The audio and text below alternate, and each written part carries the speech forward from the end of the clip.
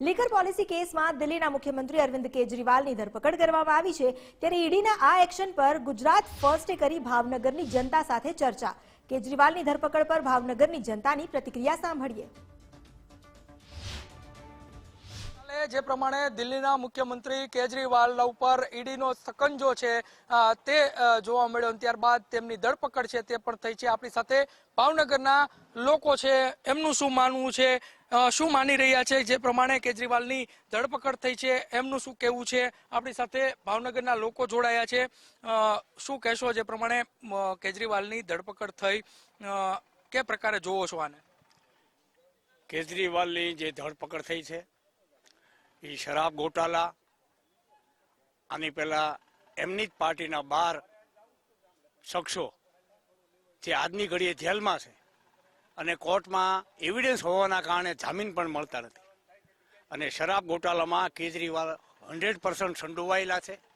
એમણે પોલિસી જાહેર કરી અને ત્યારે એને સોદાબાજી કરી નાખી હતી। એના ભાગરૂપે કે કવિતા પાસેથી તેમણે 100 કરોડ એડવાન્સ લઈ લીધા અને જ્યારે પોલિસી ખુલ્લી પડી ગઈ અને દિલ્હીની જનતા અને આમ જનતાએ વિરોધ કર્યો ત્યારે એને પોલિસી પાછી ખેંચી લીધી।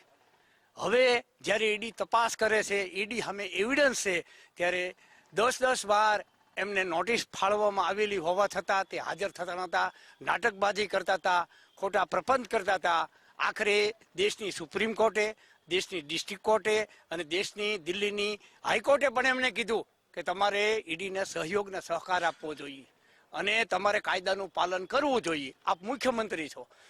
જ્યારે એને કાલે હાજર થયા અને જ્યારે ઈડીને મેજિસ્ટ્રેટે એવિડન્સ આપ્યા ત્યારે મેજિસ્ટ્રેટ પણ ડગી ગયા અને જામીન આપવાની દરકાર પણ ન કરી। આખરે કાલે એમની ધરપકડ થઈ। આમ ભ્રષ્ટાચારે મુક્ત ભારત બનાવવા અને ઈડીએ જે સકંજો કસ્યો છે એમાં કેજરીવાલ હાથોહાથ આવી ગયા છે। એણે ભ્રષ્ટાચાર કર્યો છે એ સાબિત થઈ ગયું છે।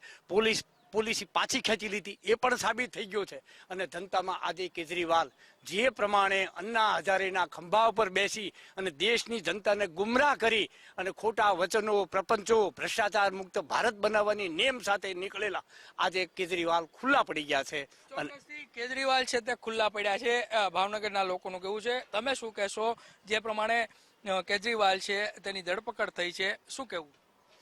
કેજરીવાલની ધરપકડ વહેલાસર થવી જોઈએ, એને બદલે ઈડી ઘણું મોડું થઈ ગયું છે અને બીજા કરતાં પણ કાયદાની ભાષામાં કહીએ તો બીજી ત્રીજી નોટિસે હાજર થઈ જાય, એને બદલે કેજરીવાલ હાજર થયા નહોતા, એની ધરપકડ કરી બરાબર કર્યું છે અને કાયદેસરની કાર્યવાહી ઈડી કરતી રહેશે, એને સમર્થન આપી છે। ચોક્કસથી ઈડીને સમર્થન ભાવનગરના લોકો આપી રહ્યા છે, કેમ કે આ ગોટાળો જે કર્યો છે લીકર માં, તેમાં તેને લઈને કેજરીવાલની ધરપકડ થઈ છે। તમે શું કહેશો એક ભાવનગરના નાગરિક તરીકે, જે પ્રમાણે દિલ્હીના મુખ્યમંત્રી એવડું મોટું કૌભાંડ આચરે ત્યારબાદ ઈડી છે તે તેની ધરપકડ કરે, અને કઈ રીતના જોવું? ખાસ તો કાયદાનું કામ કર્યું છે।